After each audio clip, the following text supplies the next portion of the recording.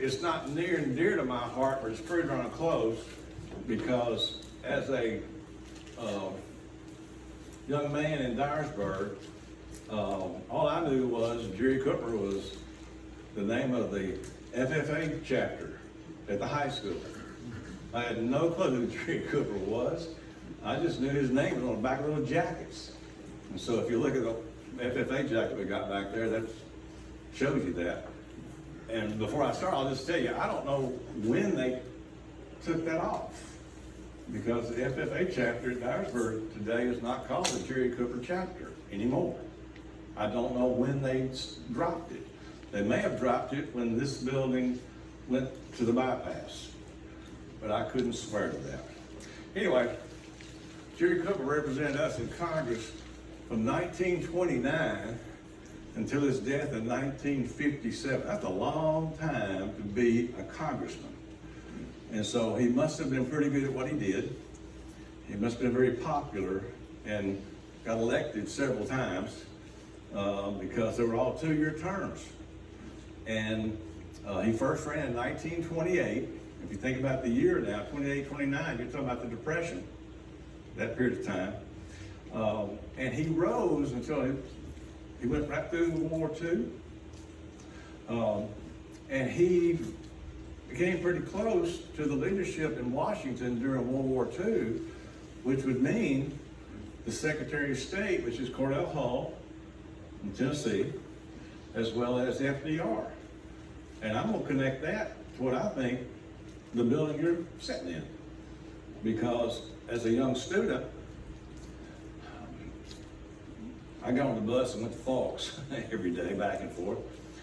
But I never, as a student, thought to walk by the front door and look at that big plaque up there on the wall that told when this building was built and who built it. But later on, after having 40 years in schools and having a real desire to learn more about my community, I discovered that this building was built in 1939 as part of the WPA, which was a Depression era program out of Washington to put people to work. I don't know this, but I contribute a lot of this to Jere Cooper. And if you look out the front of this building, when you walk out tonight, we got a few spotlights out there that kind of highlight some figurines up on the wall. Somebody had to really put some thought into the design of this building to have different figures up there in the bricks that commemorate athletics. You'll see a ball, a football, and a D on a guy's sweater. You'll see science. You'll see people doing, beakers and things like that. And you'll see academics up there. And so this was, I wouldn't call it Art Deco, but it's pretty close. And it's very well done. At the same time, this place is built like a tank. When there's a storm in town, and I live on Sampson, guess where I go? I come in here and I go to the basement.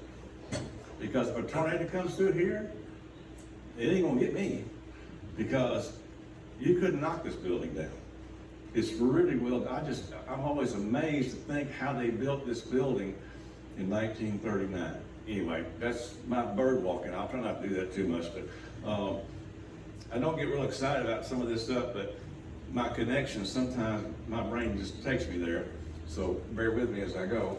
But I'm gonna try to take you through Jere Cooper as best I can with the things that we have collected over the years. We've been very, very fortunate. And I really hope somebody like Bob or a couple more people might be able to help me connect some of these dots that I think are connected, but they may not be for sure. So I'll try to not run past one as we go through this. Here's a biography of Jere, and basically he was born in 1893. He attended public schools and graduated here, but he went to Cumberland University in Lebanon. And he studied for 1 year and got a law degree. And back then, that's all it took. And so, when he came back to Dyersburg, after he spent some time in the war, we'll talk about that too, he decided to run for city council. Edward, probably the same seat you sit in. I don't know if it's not, but he was on the city council for like 8 years, and he served the community that way. And he started some things in town, such as the American Legion, the chapter here. And this kind of runs through what he did. Admitted to the bar in 1915. He enlisted in the Tennessee Infantry National Guard in 1917. A first lieutenant, transferred to Company K, 13th Division, served in World War I. So he went to Europe and spent time there before he came back and did all this political stuff. He was in France and Belgium, promoted to captain, and then when he came back to Dyersburg, he practiced law and was city attorney from 1920 to 1928. So he spent some time here with local politics, and then elected to the 71st and for 14 consecutive Congresses, 14 two-year terms in Congress. And he got a reputation. So we'll take you through as much of that as we can. But you'll notice, excuse me, you'll notice that he died December 18th, 1957. There he is. This is his first political campaign. I think there's a copy of this laying back there, but it says patriotism, democracy, fidelity. Jere Cooper of Dyer County, candidate for Congress, a young Democrat, pledges his energy and best efforts to the service of the people of this district. Democratic primary, August 2nd, 1928. He ran, I think, against 4 other people in the primary and won. And then he ran against a Republican and won that one. And he served for all those years. This picture is on display in the Dyersburg Army Air Base in Halls, that museum down there. And I took that picture years ago. I put it there because there's a definite connection to Jere Cooper to that air base down there. And a lot of people say, wait a second, why is there an air base in Halls called the Dyersburg Army Airfield or Dyersburg Army Air Base? Jere Cooper had a lot to do with that. He told the people at the Defense Department, they're out looking for a place to put in a airport runway to train men on the B-17s. And they found it across a fork in the river in Lauderdale County. And Cooper told them, you can put it down there if you want to, but it's going to have a Dyersburg postal address. So all the mail came here. And the men, a lot of them would live here and drive down there to work. And all those B-17s and all that training that they did was done down there, and it's named the Dyersburg Army Air Base. Now the people in Halls don't like it to be called that. They want it to be called Halls Air Base. And when I was a kid, it wasn't used anymore. It wasn't used that many years. You know, the war was about over. I was born in 51, so it was well over by the time I came along. What we remember it is a drag strip. And we used to have drag races down there every Sunday, Saturday, Sunday. Anyway, the people in Halls do like to have it called the Halls Air Base. And that's the simple term people use. There is a commemorative marker on the highway between here and Halls. As soon as you get over into Lauderdale County, you'll see it on the right, and it says Dyersburg Army Airfield. and it commemorates all the number of men that were trained there back during World War II. And the B-17 was the flying fortress, all that stuff. If you haven't seen my little B-17 model back there, I just got that a couple of months ago from Ray Nolan. Ray lives in Halls. He was on the board of the Dyersburg Army, of the Veterans Museum down there, and he built that from scratch himself and used it in a Christmas parade float 6 years ago. And when he got through with it, he put it into a garage in city property in Halls, and it sat there covered up for all those years. And finally somebody from the Halls City department said, we need our space back. And so I found out he had it and called him. I said, what are you going to do with that? I hadn't seen it. I didn't know how big it was. I said, what are you going to do with it if I don't take it? And he said, I'm going to take it to the dump. So we got it. He brought it over here. It barely went through that door, and we set it right there. And it commemorates the B-17 and the people in Halls at the Dyersburg Army Airfield. And again, Jere Cooper was responsible for part of that because he was our congressman at the time. So that's on display in that museum down there. He was also a Rotarian, and we have a 1937 and 38 composite of the Rotary members, and Jere Cooper is right here. And it's interesting, if you're not part of this particular civic club, if you'll notice, there's one woman sitting right there, and everybody else is white, okay? Because these were the businessmen in town. And they had one lady whose name was, help me, Jerry, Hurt. And she played the piano wherever Rotary and Kiwanis both met, like they do today. Rotary meets on Thursday at noon, Kiwanis meets on Wednesday at noon, and back then, when you sang the song, she played the piano. And so that's who that is. And here's a picture of Jere up close in that composite. So he was active in the local community back in the day. There is a magazine laying back there. I took a picture of it.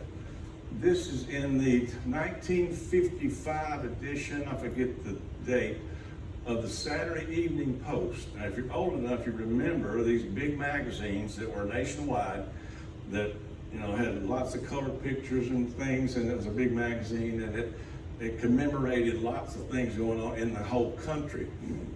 Well, Jere was featured in that magazine, and you see he's got that stern look on his face. And again, keep in mind, this is 1955.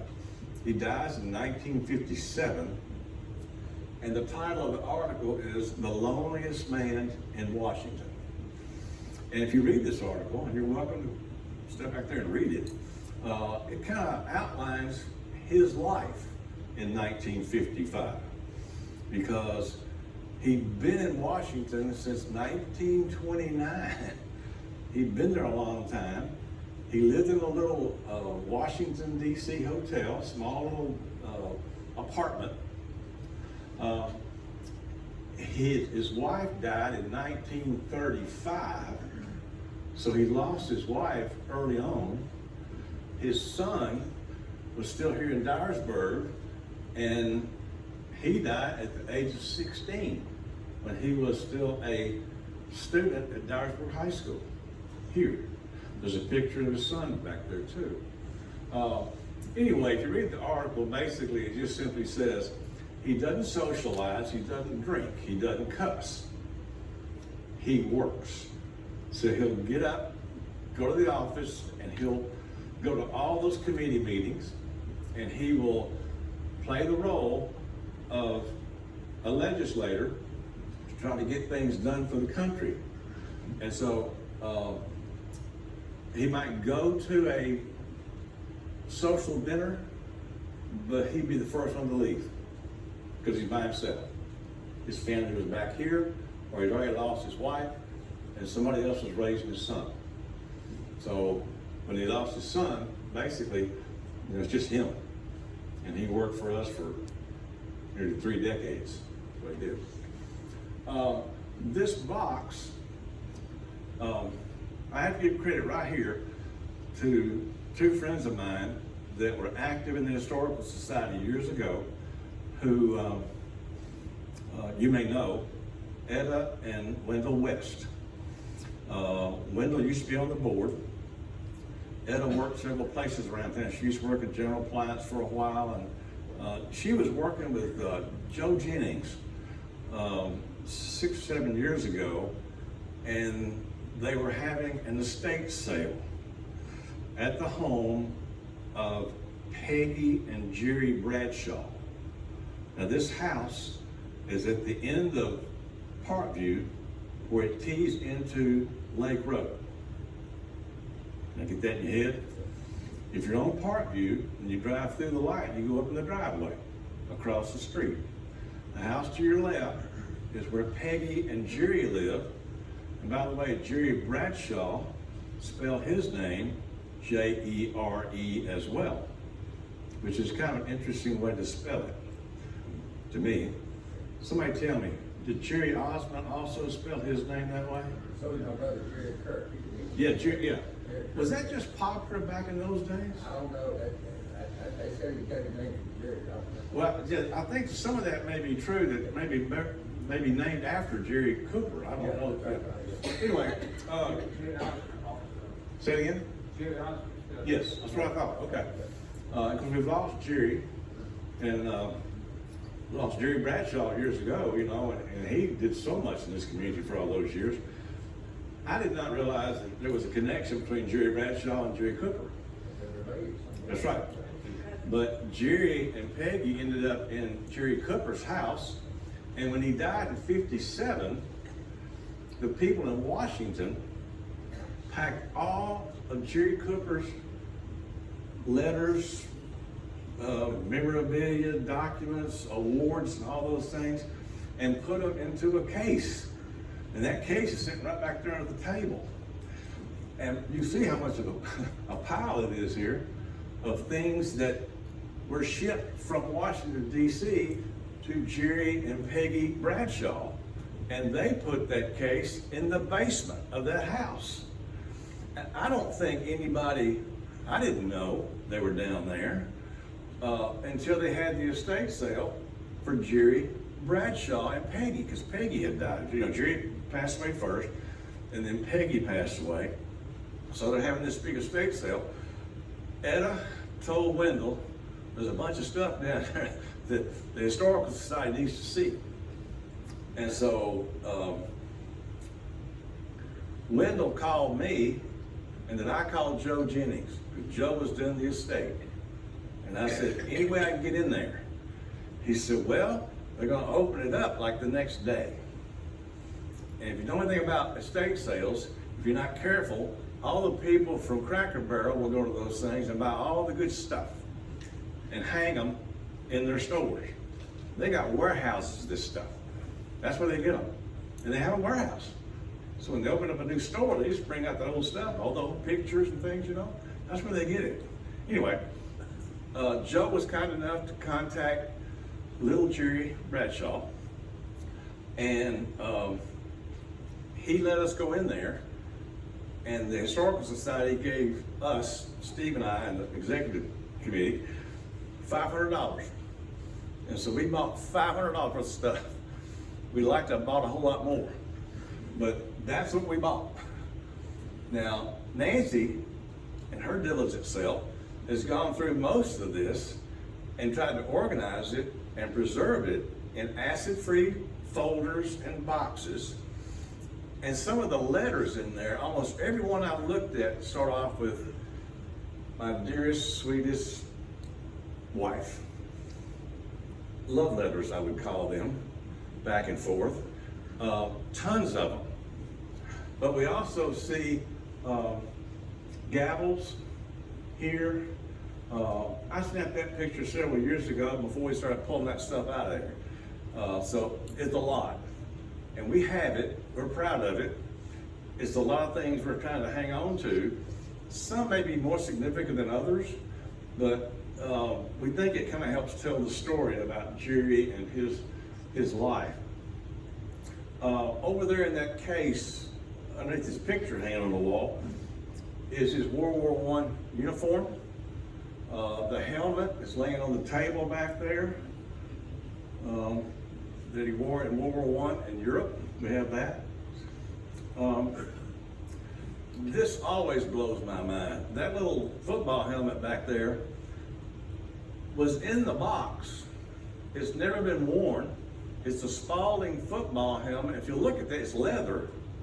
This is back when they didn't have face masks on them, and you wore a helmet, but made out of leather. And you see it's in the original box. And I'm assuming that it was his son's helmet. And maybe his son never got a chance to play football. But we have it, and it was part of this estate sale that we went to. And then I did find this article. I don't know exactly the year. That's probably about 1968. Because you'll see right here, Future Farmers of America, Jere Cooper chapter.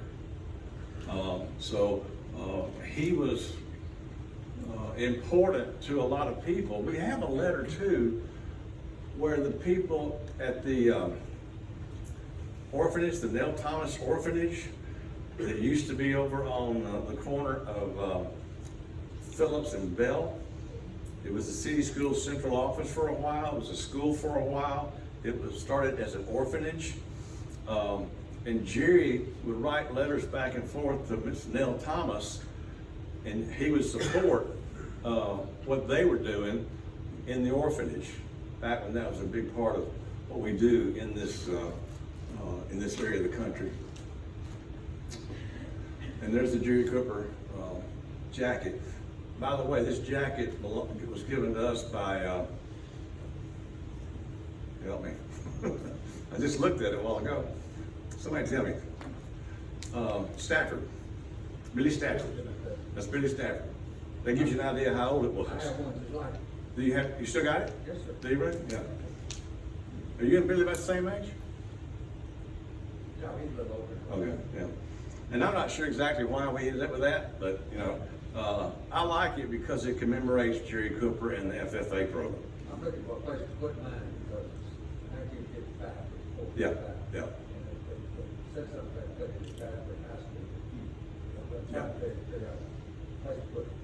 Well, I keep that one hanging over there by his picture, that little cabinet over there. This is a short obituary when he died in 1957. I'm not going to read all that to you because I got another one that reads better. You can see it better. But you can tell that when he died, he was very well known here and very well known in Washington, D.C. And he had the reputation of being private, businesslike. The nickname that he got in Washington was Sphinx. You remember the Egyptian grave of the Sphinx? Because he was pretty stoic, I guess is the word to use. Now, Bob gave me this book to look at a while back, and I thought it was the only one in existence because that's a hardback book that is all of the speeches made in the congressional record when Jere Cooper died. About all of those different congressmen who went to the floor and spoke about how great Jere Cooper was. It's a hardback book, and after I copied it as best I could, Bob wanted it back. So I gave it back to him, and then somebody donated another one. So I have my own now for the museum. I've given mine to Congressman Costello, what's live. Okay, good, okay. So you know where it is? Oh, yeah, I know Yeah, where it is. okay. Well, and I'm not, Nancy, you any idea who gave us that? I don't remember. Yeah, I don't know either. Anyway, we have it. If you ever want to see it, you're welcome to look at it. He is buried in Fairview Cemetery. I've been by there several times. To give you a little idea of where he is. You see the mausoleum in the back there? That gives you an idea. He's under a couple of trees, and his whole family is there. His wife is there, his son is there, and then other relatives and all the connections between all the Coopers and the Bradshaws. I don't know exactly how far that extended family goes, but that's where they are, buried there. It's not real easy to see, but it does say Cooper around across the front of it there. Then, in March 1st of 1999, they decided, somebody did, I don't know who, to name our post office after Jere Cooper. So there was a ceremony, and we have a copy of the program from that ceremony, and you can see a picture there of the post office. And I really meant to blow this up, but I didn't spend time to do that. So what I'm gonna do, since I didn't blow it up, those of you that are as old as I am may appreciate this. You see the fence around the parking lot here? Of course, this is the parking lot that Travis takes care of, First Baptist over there. But when they built this building, it was so modern. You gotta look real close. There was a drive that went across where you'd come out this way. And it drove people in Dyersburg nuts because you couldn't get up there and get turned around and get in and get out because people would park, go in, and then you couldn't get out. You were blocked in, and it was just a total mess. And I don't know, were you responsible for this? I got changed to one way for many years ago. You changed it to one way? I got changed to one way, so you had to go that way. Yeah. You couldn't go in, but we had a lot of accidents in it. Yeah, and they ended up tearing all that out. I remember that as a kid. Yeah. I forget the year, because this is 1999, and gosh, I was out of high school 20 years when they did this. But they tore all that out, and now you have this head-in parking, and Bob and the alderman changed it to one way, so the traffic flows better, and it's not so crazy at the post office anymore. Anyway, that's the Jere Cooper building today. I don't know who owns the Jere Cooper building. Here's the program from that day, and I think let's see, Paul Cooper Bradshaw leads the Pledge of Allegiance. Now somebody help me here. It's my memory that Paul Bradshaw had an auto shop in the building that's now the First Citizens Annex. Is that true? Was he kin to Jere Cooper? Jere Cooper's sister married Paul. Yes, okay, that's the connection, okay. Well, let's see. That's Jere Bradshaw's mom and dad. Paul Cooper is Jere Bradshaw's dad, okay, so I didn't know that, that's good. Jere Jr. and Jere D. Bradshaw were cousins, first cousins. Okay. Well, you can see Mary Vale was there, Jim McCord was there, Fleming James, and John Tanner was also there. And they had an unveiling of the building name. Paul Cooper Bradshaw was son, I think, out there. I don't know. Paul had the auto shop was Paul Cooper's dad. Okay. And there's the building today. And you can tell they just added the name Jere Cooper across the top of it there. I don't even know who owns the building. I don't think the federal government owns it anymore. I don't know who owns it. I think it's private ownership. I guess they rent the space for the post office. Yeah. Well, a lot of history there, and you can see how the parking has changed when they did all that. I forget when I took that picture. It's been a while back. Now, I did mention in the newspaper I was going to talk about a couple of things that are kind of controversial. Look at this. I did not know this till we were doing some research on this. Have you ever heard of the Southern Manifesto? I had not. But after the Supreme Court ruling of Brown versus Board of Education that did away with the separate but equal stuff in schools, there were 100 Southern politicians to resist the implementation of Brown versus Board of Education. And Jere Cooper was one of those who signed that. I do not know if he flipped and was okay with it. I don't know. But I know that when it first came out, that was his stance. That's all the days of segregation and all that turmoil going through the civil rights time back in the day.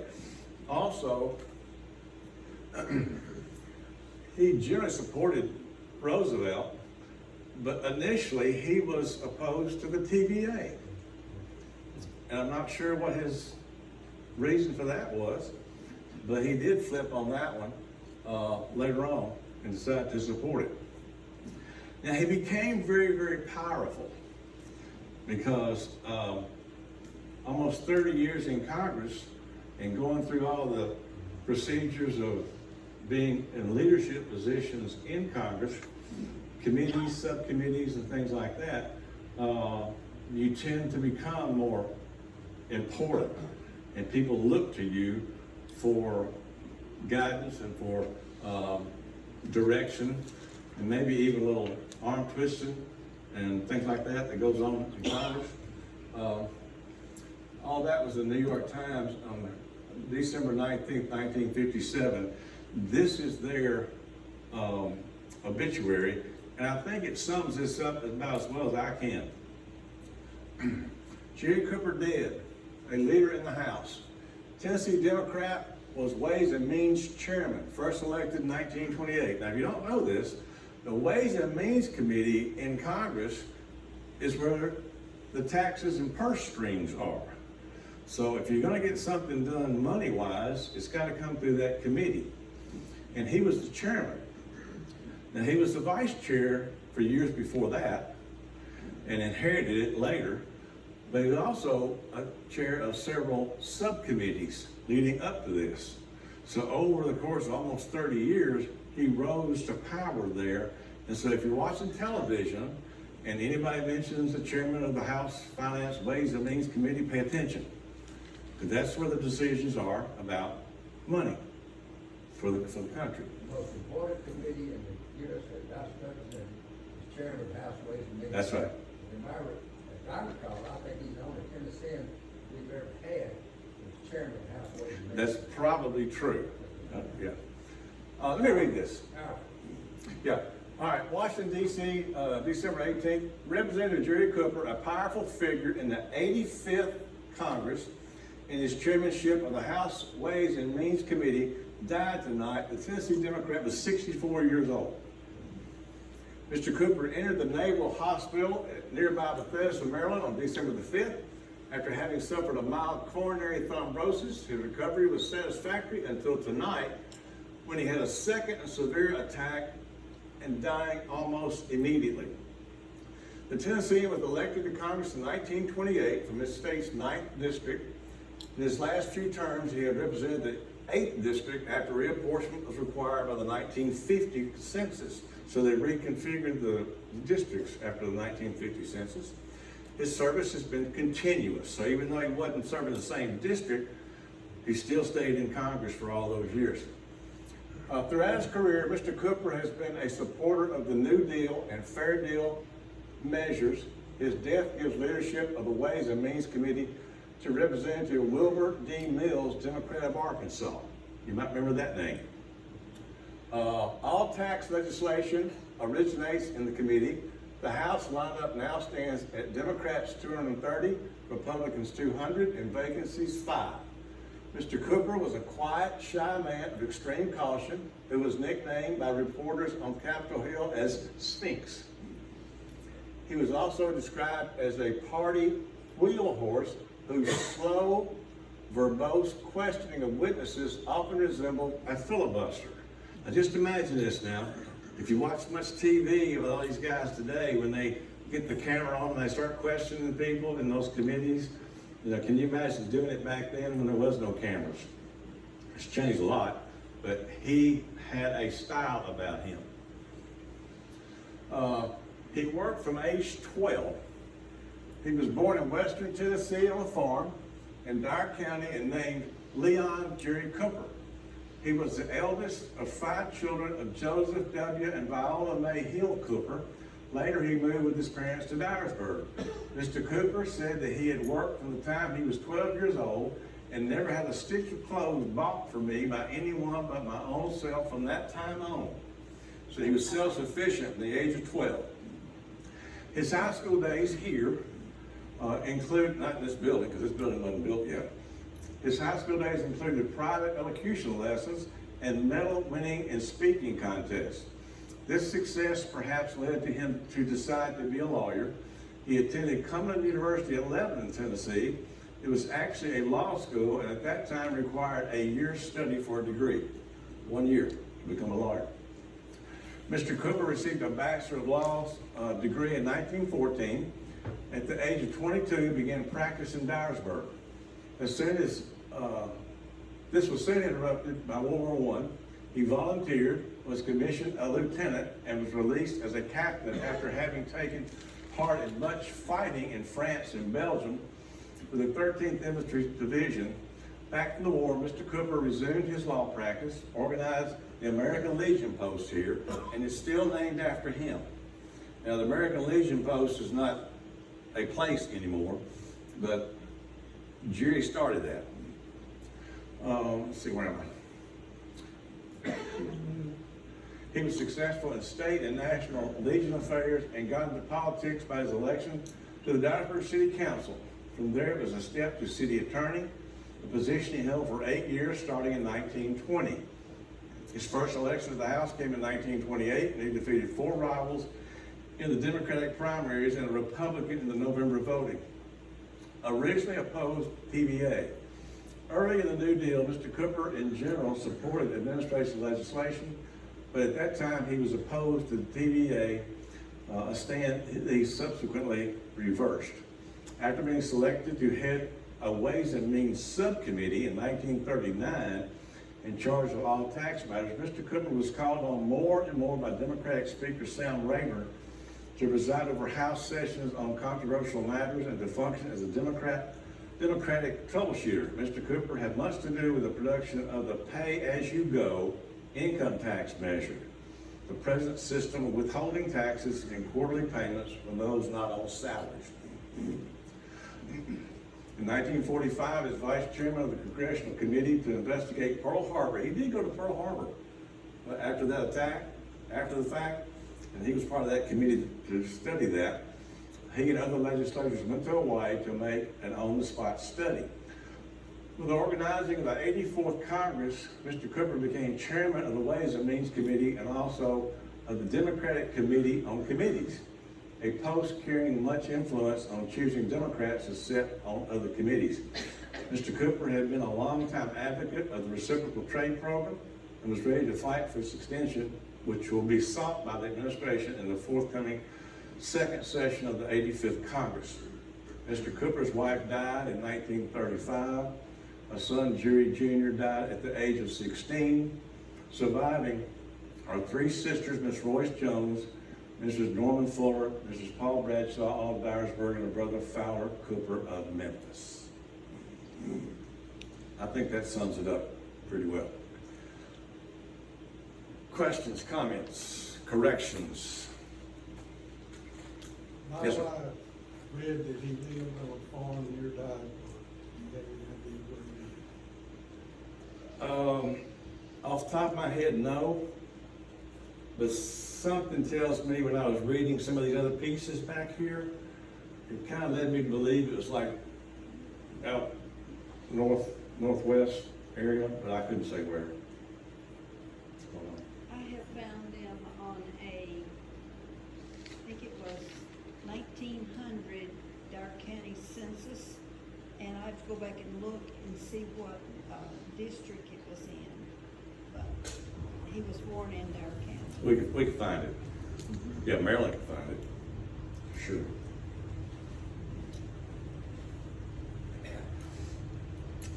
Other questions? Would any of these letters be confiscated, through, like, the Smithsonian? Say it again. Like presidential papers and everything, when the president leaves, goes to the Oh, Smithsonian? yeah. The interesting thing is that when he died, that one box that's back there is one of about 4. Wasn't it, Steve? How many did we pick up? 3 or 4? And some of them just Yeah, crates. big wooden ones. They're upstairs. I still have them. I brought that one down just to let you look at it. And I brought it down to let you compare what we do today with our shipping. Because today we use cardboard boxes. You don't have a big case with a lock and handles on it anymore. They're either plastic or they're cardboard. There was no UPS and no FedEx back then. I'm sure it came here on a train. I don't know.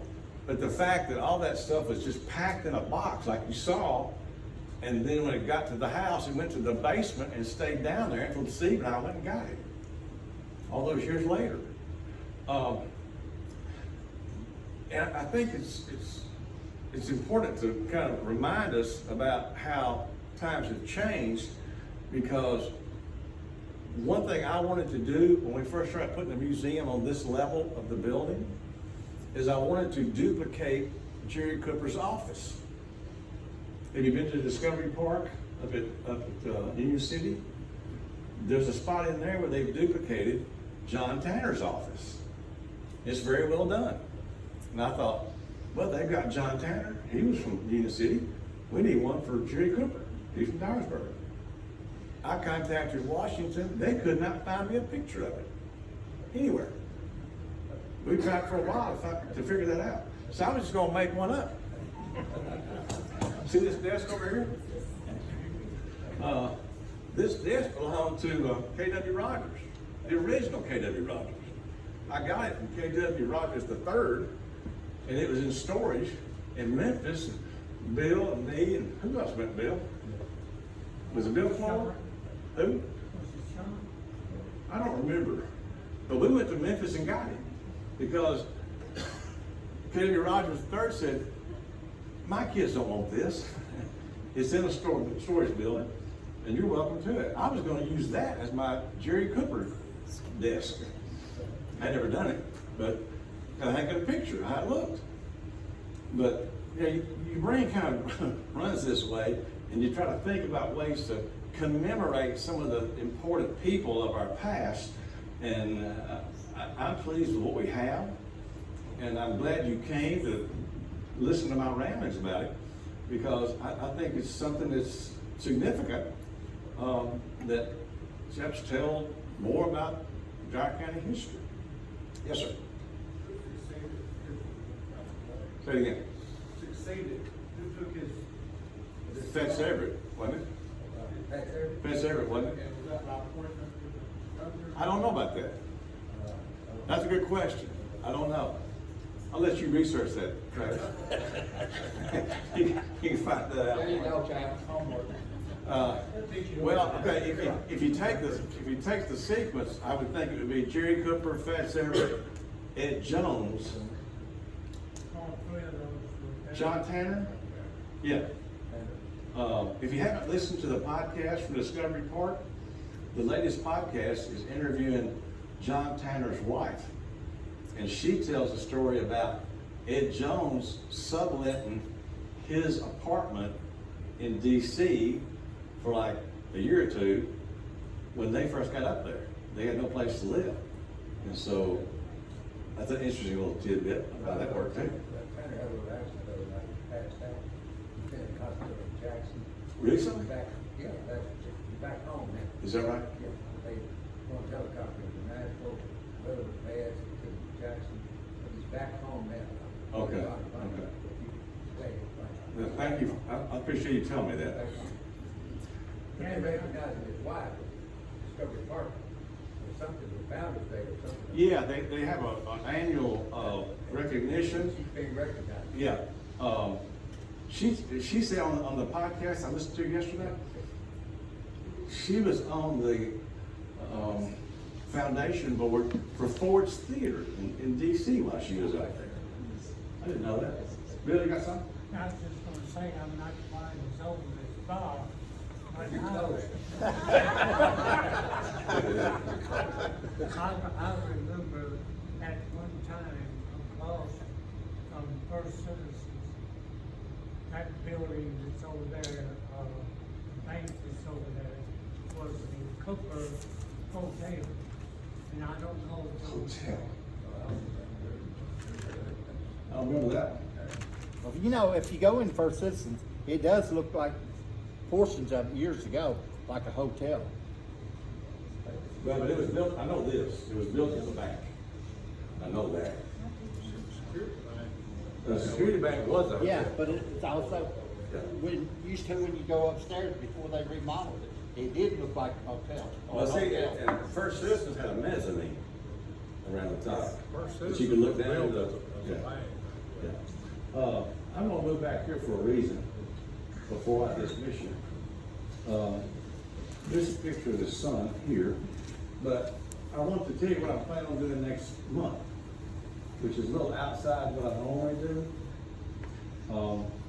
The board and I have been talking about ways to improve what we do, and we're gonna try to work this with committees. And so I'm looking for people who may not be board members, who might wanna help our board on some of the committees we're working on. And one aspect of that is to help us plan regular monthly programs like this.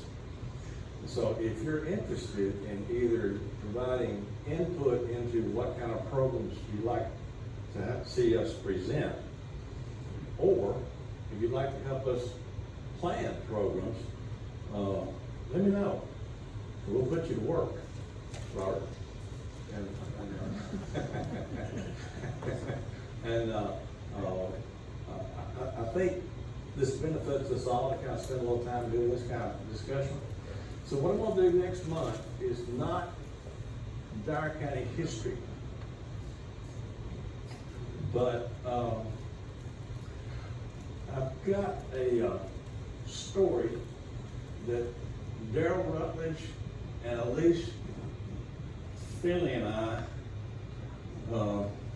studied a couple of weeks ago.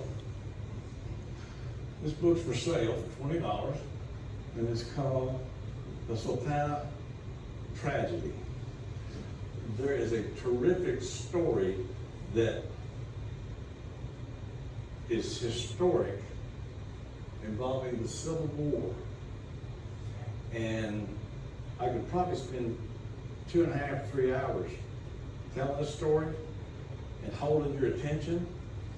So I'm gonna give you a little snippet of it, and maybe you can tell your friends to come next March 11th when we do this again, because the Sultana was a steamship that was commissioned to go up and down the Mississippi River. And the captain had about room for about 350 people.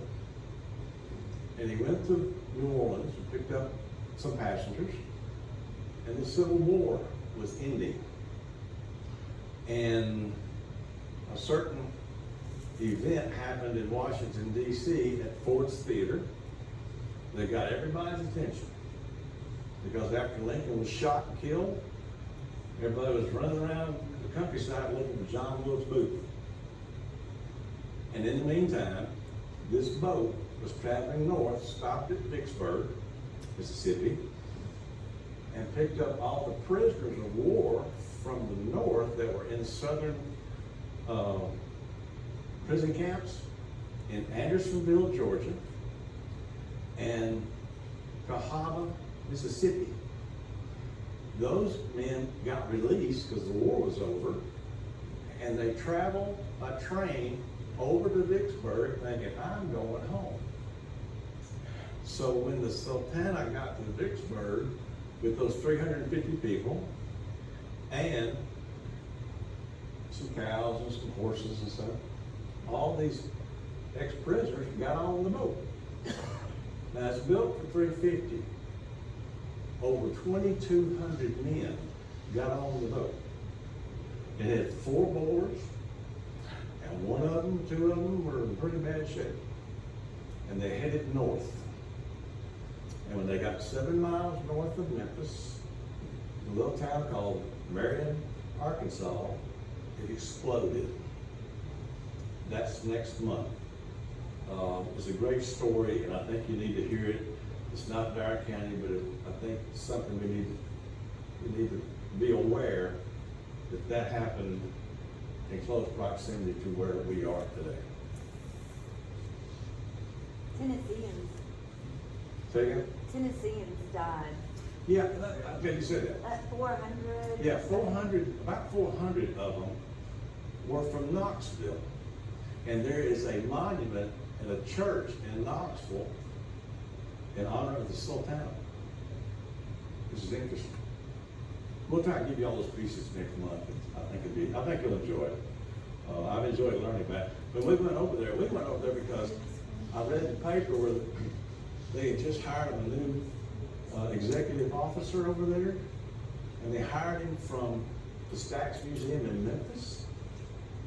And the school system donated a gymnasium, and they're going to convert the gymnasium to a big museum, and they have a target of $14 million. They're serious about it over there. And I'm thinking, maybe we ought to be serious about it over here. So, anyway, that's coming up next month. Questions? We excerpt from that book, like, from the book, Power, you read. Yeah. Those powerful people in this country. Yeah. They testify, said something at his funeral. Yes. I think that's so historical about Dyer Sure. County, Jere Cooper. That goes, what do you think, Austin, that goes where people read from. Yeah. Other than that book. Well, I did scan all that when you gave it to me, and we could post that. I think All that's. of them. Yeah, I can pull that out. Yeah. Okay, y'all, supper time. Thank y'all. See you next time.